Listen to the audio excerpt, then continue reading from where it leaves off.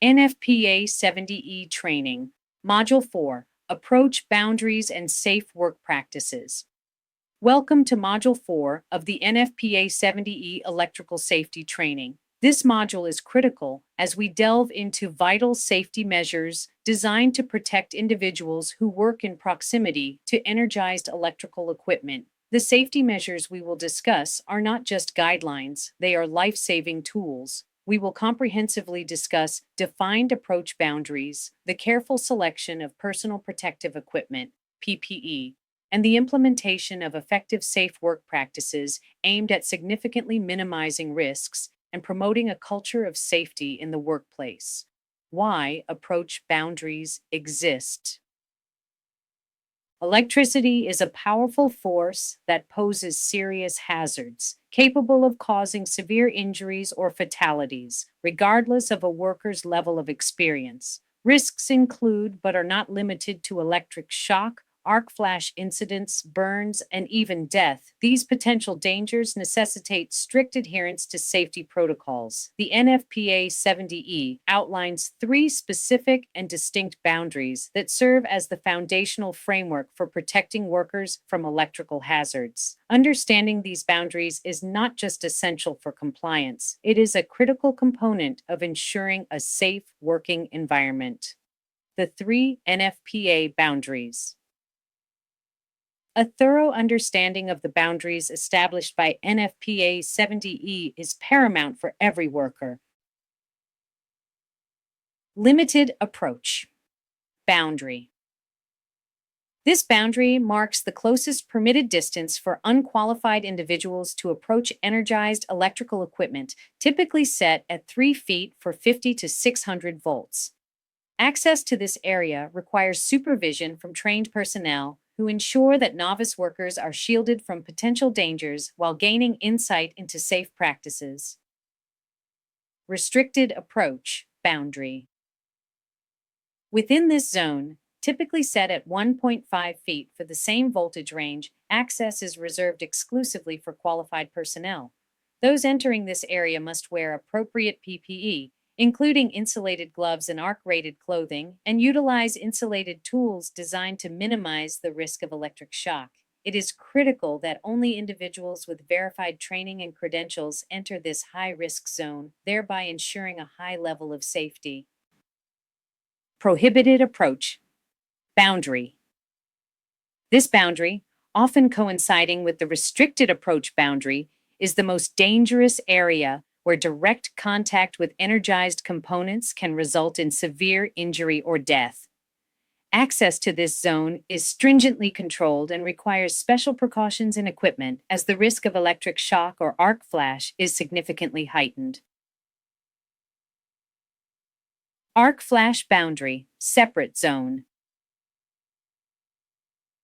In addition to the 3 primary boundaries, the arc flash boundary is a crucial element in our safety measures. It serves to address the unique and hazardous risks posed by electrical arcs, which can occur during faults or equipment failures. This boundary is defined based on the energy level of the equipment and the potential for thermal injury. When entering an arc flash boundary, which can range significantly, from 4 to 10 feet or more at voltages of 480 volts, for example, it becomes essential to don arc-rated PPE, such as flame-resistant clothing and face shields, to substantially reduce injury risk from potential arc flash incidents.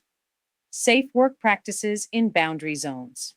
When performing work within or near these critical boundaries, adherence to the following safe work practices is indispensable. Test before you touch. Always employ an approved calibrated meter to rigorously confirm that electrical equipment is de-energized before beginning any work. This step involves following specific testing procedures, including verifying the operational status of the meter. Wear proper PPE. Personal protective equipment must be specific to the risks present. This includes not only arc-rated clothing, but also gloves rated for electrical work, ANSI-approved eye protection to shield against flying debris and potential electrical arcs, as well as hearing protection to mitigate risks from high noise levels associated with some equipment. Use insulated tools. Ensure that every tool utilized meets appropriate voltage-rated safety standards. Tools, including basic hand tools like screwdrivers and pliers, should have insulated grips designed to protect against accidental electrical contact, thereby enhancing worker safety. Follow lockout tagout (LOTO) procedures. Implementing lockout tagout procedures is crucial for ensuring that equipment is effectively and safely de-energized. This involves using lockout devices to secure energy isolating mechanisms and tagging them to prevent accidental re-energization during servicing, thereby reinforcing a culture of safety. When working energized is allowed, rare cases. Although NFPA 70E strongly emphasizes minimizing work on energized equipment, certain situations necessitate it, such as for diagnostics or in scenarios where de-energizing might introduce greater hazards. Under these circumstances, it is essential to obtain a written energized work permit, which must be approved by management. This permit should include a detailed job plan, elaborate on potential hazards, and outline specific safety control measures to mitigate any risks involved.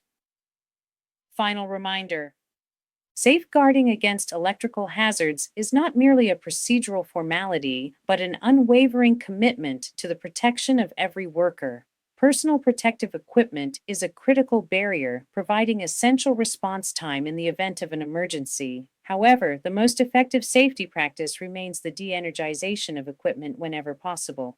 Electricity commands an unwavering respect, and our vigilance is key to ensuring safety. Always adhere to established boundaries, remain diligent, and never assume safety without meticulous testing and confirmation. In the next module, we will explore Arc Flash PPE in detail, focusing on selection criteria and proper usage techniques to further enhance workplace safety. This training was brought to you by Elevate and Escape Safety Consulting. Elevate Safety, Escape Failure. Next module, Arc Flash PPE Requirements, Module 5.